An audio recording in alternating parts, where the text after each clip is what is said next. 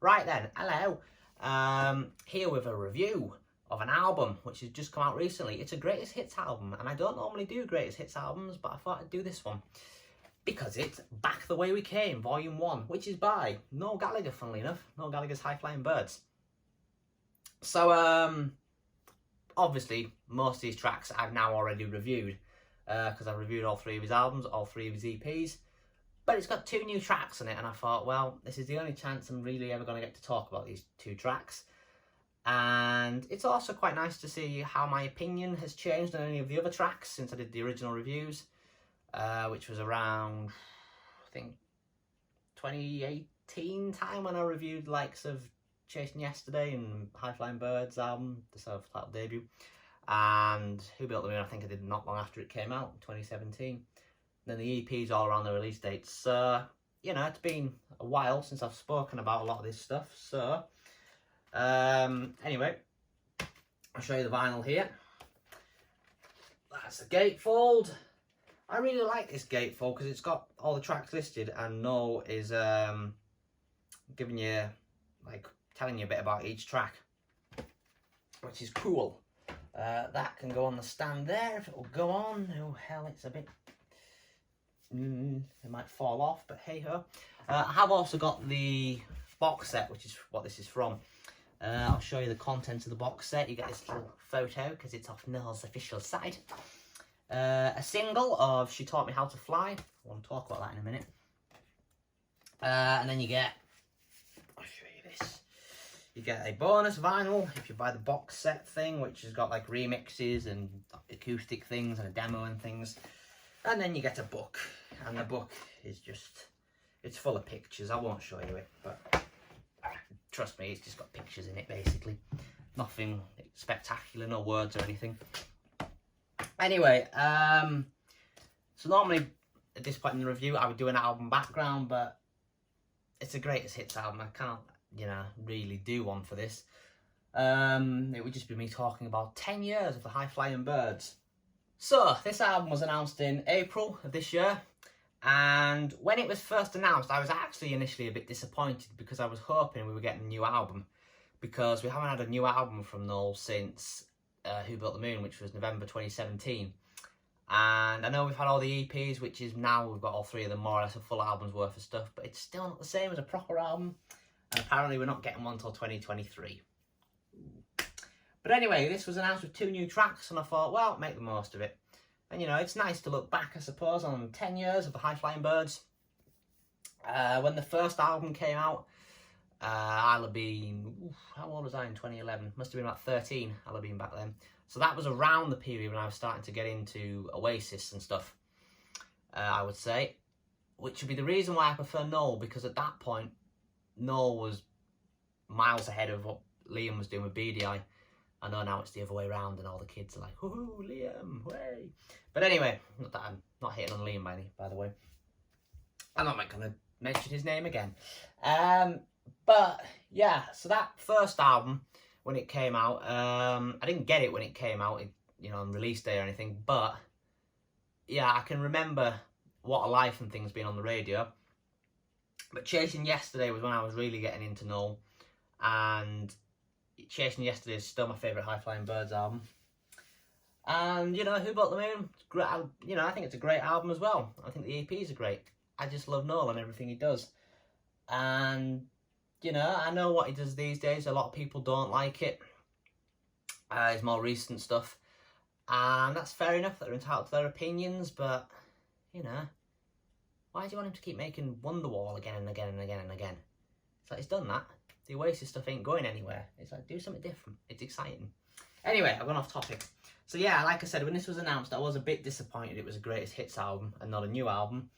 But yeah, it's decent enough. It's good to have, and it's actually a pretty solid greatest hits album at that.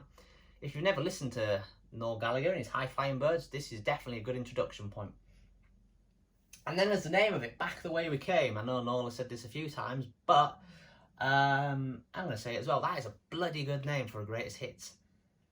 Sorry, I keep saying greatest hits. None of these were hits, as Noel likes to point out. Best of is the correct term. It's a bloody good best of. So I don't think there's anything else to say really, other than go into each track. Obviously, these are all I think they're all singles. Yeah, I think everything on this album was a single, off their respective albums, EPs, etc. Which is a shame because there's obviously, stuff missing off it. There is one big omission, which I'm going to get to. But, there's a load of great stuff that's not on here, like Alone on the Rope, mine's gone blank, Man Who Built the Moon, Leave My Guitar Alone, I really like that song. But yeah, I'm going off topic. We're going to just talk about these tracks. Opens with Everybody's on the Run, which is the opening track from the self-titled debut. This is a great opening track, really, just when that choir kicks in and it's like, oh, yeah, it's just great. The lyrics are great. Obviously, it was first heard at that sound check in South America with Oasis. Someone recorded it about 2009, I think it was, and put it on YouTube. So it was around on there as a bootleg, and then it eventually appeared properly in 2011. And yeah, it's still as good now. It's still probably, actually it's maybe not the best opening track he's done, because I prefer the opening track on Chasing Yesterday. But it's a great song, and yeah, it's just the choir on this song is everything. And Noel's voice is fantastic. Yeah, I still love it. Deaf for You and Me. This was the debut single, the lead single, sorry, off his self-titled debut. And it was the first thing we heard from him post Oasis. And I believe Noel said on something or another the other day that if he had to pick his favourite song that he's done since leaving Oasis, it would still be this. Which is, is fair enough. It's a good song, and it's not too Oasis-y sounding, although you could argue it does sound a bit like Importance of Being Idle. I can hear that. But, and it's not as far out as some of the later stuff he's done. It sort of bridges the gap to say this isn't Oasis, but it's still Noel Gallagher, if that makes sense. Yeah, it's a great tune. I love the line, I'm watching my TV, or is it watching me? I don't know why, just always loved that line. What a Life comes next, aka What a Life, which for those of you that don't know, this song was originally called Ride the Tiger, aka What a Life. He took off the Ride the Tiger bit and left the rest of it on. And he actually says in the gatefold he still hates the fact it says aka on it. If he had his way now and he released it, it would just be What a Life. But anyway, yeah, it's quite a well-known song, this. That chorus is just really catchy. It's a bit of dance music. Yeah, I suppose on his self-titled debut, this is furthest from Oasis, the Oasis sound. Obviously, what's come later, this is quite conservative, really, compared to some of these later stuff. But it's still a great song. It's still up there amongst the very best he's done. Yeah, What a Life. Just a great chorus. It's a great chorus. Yeah, If I Had a Gun is next. So for me personally, if I had to pick the best song Noel has done post Oasis, it would be this. For me, at least. Lyrics are brilliant. Excuse me if I spoke too soon. My eyes have always followed you around the room. Does that not just say everything that you want to say? Somebody that you love. This one obviously was also leaked because it was played in an Oasis soundcheck in 2009, same one as Everybody's on the Run. The lyrics weren't quite finished, same with Everybody's on the Run actually. But yeah, it's great. And I don't know if it says on here or if it was on something else where I've seen him say it, but originally they were going to have an orchestra on this track, but Noel decided against it. Which, I don't know if that was the right thing, because I think an orchestra would make this song brilliant. Not that it's not brilliant anyway, but it would take it somewhere else, make it even more beautiful. But then would it be too much? Who knows? We'll never know. And then that's it for the 4 tracks off his self-titled debut. We move on to the Chasing Yesterday period, which opens with In the Heat of the Moment on this album. So I believe if you look on Spotify, I think this is the most played High Flying Bird song. It's Noel's most popular post-Oasis tune, which, it's a good tune. I wouldn't say it's his best. It's probably one of the weaker tracks for me, personally, on Chasing Yesterday, but it's catchy. Yeah, I believe it was inspired by the Apollo astronauts. I think Buzz Aldrin. Someone asked him, or Neil Armstrong, one of them, what was it like going into space? And it's like touching the face of God, is what they said in response. So Noel took that and used it as the opening line. For the lead single off Chasing Yesterday. It's just a catchy song. It's a great little tune. Riverman comes next, which is the opening track off Chasing Yesterday. And for me personally, this is the best opening track I think Noel Gallagher has done post Oasis. Yeah, it's very, yeah, it is a bit Pink Floyd, this song, with the guitar and the saxophone on it. Noel says in the gatefold that he wouldn't change a thing about this song if he did it now. I agree with that as well. I think this song is perfect as it is. It is a brilliant song. When that saxophone kicks in, it's just something else. And a guitar solo, which I believe is played by his engineer, which is Paul Stacey, I think his engineer is called. Yeah, he plays a guitar solo on this. Props to him, because it's probably the best guitar solo Noel's ever put on his name to, even if he's not playing it. Post Oasis, well, actually, no, maybe it's as good as any Oasis solo, but then Oasis, I wouldn't say were renowned for their solos. I know Live Forever and Don't Look Back in Anger, etc. all had these great solos, but, you know, I don't think they're the greatest guitar solos ever recorded. But Riverman, its solo, yeah, it's really good. Lock All the Doors is next. So this one dates back to before Oasis, actually, before Definitely Maybe. It's still online as a demo with Liam singing the chorus of this. And yeah, it's great. It was never done by Oasis because, I don't know why they never did it, but Noel used the verses on the original version for Setting Sun that he did with the Chemical Brothers. And I think he used a bit of it as well for My Sister Lover, which was the B-side to Stand By Me, I think. Don't quote me on that. I think that was it. But yeah, I was saying Lock All the Doors. This, Noel says the lyrics came to him for the verse that's on this when he was coming out of Tesco, which is fair enough. I wish I could think of a lyric like this when I came out of Tesco, but I can't. But yeah, he always liked the chorus. He kept the chorus, but obviously it's never become an Oasis song. It became a High Flying Birds song. So you do wonder what this would have been like with Liam singing it, but I think Noel does it perfectly fine. After that, Die Another Light, which, you know, a bit like If I Had a Gun. It's classic Noel Gallagher. You know, it's a song about growing old, I suppose. Yeah, great song. Just a great tune. Ballad of the Mighty Eye, closing track from Chasing Yesterday. Johnny Marr plays the guitar. What's there to say? It's a great song. It's, yeah. If I Had a Gun and this song are the best things Noel has done post Oasis, in my opinion, still. Yeah, it's a great song. It's really, yeah, it's just really good. I love the backing vocals on it as well. Yeah, it's great. Ballad of the Mighty Eye. And that's it for Chasing Yesterday. Yeah. What's interesting is there's 10 tracks on Chasing Yesterday and 5 of them are on this album. So that gives you an indication of how good an album Chasing Yesterday is. And I could still make an argument for the other 5 tracks being on here as well. But anyway, after that we've got the exciting part. The first of the 2 new tracks are on our way now. So yeah, when this first got played on the radio, I thought, this is... I wasn't expecting it. I thought it was going to be a rocker, to be honest. But yeah, it's a ballad. And it's a great ballad. It is up there amongst the best thing Noel has ever done, to be honest. And I believe he says that the lyrics, it's actually the guide vocal. For whatever reason, he couldn't get the vocal right, so he just kept the guide vocal in.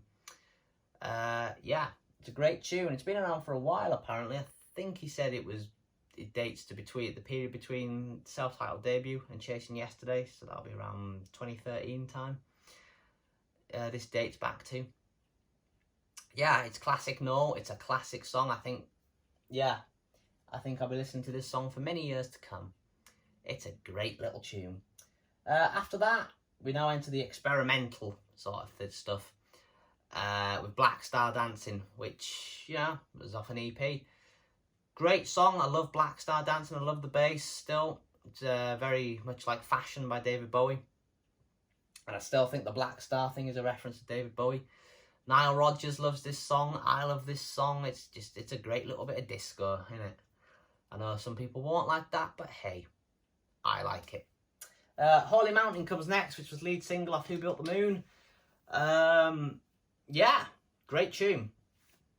Great tune, really catchy. It's a lot better live, actually, than the recording. I think, not that it's a bad recording, but it comes into its own live. Yeah, it's got that tin whistle as well, which is a sample by Chewing Gum Kid by The Ice Cream. Which I think must be about 1969, 1970 that was recorded. But yeah, great tune. Dream Is All I Need to Get By. This is a brilliant song. This is an underrated song in my opinion.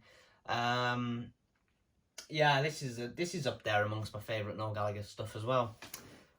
Yeah, if I remember right at the time when it came out, he said it reminded him of one of those Smiths B-sides, and yeah, it does actually, to be fair. And yeah, it's the best track on the This Is the Place EP. Yeah, it's a great tune. I love it to bits, and it was done live recently. If you've seen the concert that they did at the Duke of York Theatre in London. The Duke of York, we shouldn't be talking about him. But yeah, it was done live there, and it was brilliant. This Is the Place comes next. So, when this was announced on the track listing, I was a bit about This Is the Place, because it's not one of my favourite songs. But I've been listening to it a bit more since this has come out, because I haven't really listened to it for a while now. And I thought, oh, it's really good actually. Yeah, it's great. And I haven't seen it live because I haven't had the chance because of COVID and whatnot. But it sounds amazing live from what I've seen videos of it. And yeah, but I still don't know if it should be on here for me personally. I don't think it's one of his best songs. It's not a bad song, but I don't think it's one of his best personally. Beautiful World comes next, again from Who Built the Moon. Yeah, it's a great riff actually. I really like this song. I think this was the very first teaser we got from Who Built the Moon. Noel put a picture on his Instagram when he used to do it himself in the good old days,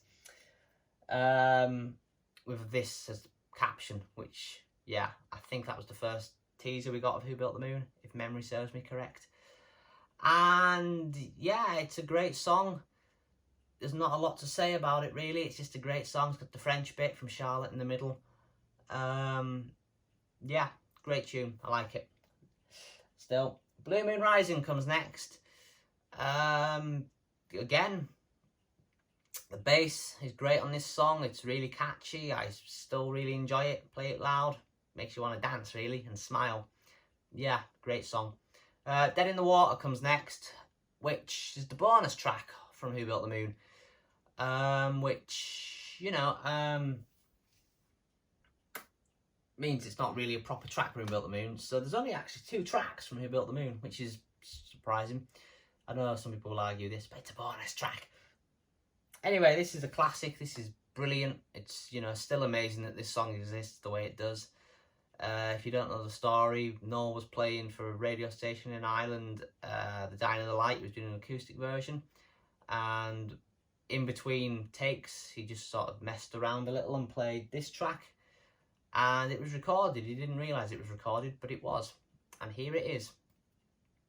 Yeah, that's what's nice about it. He obviously doesn't know he's being recorded, so yeah, great tune.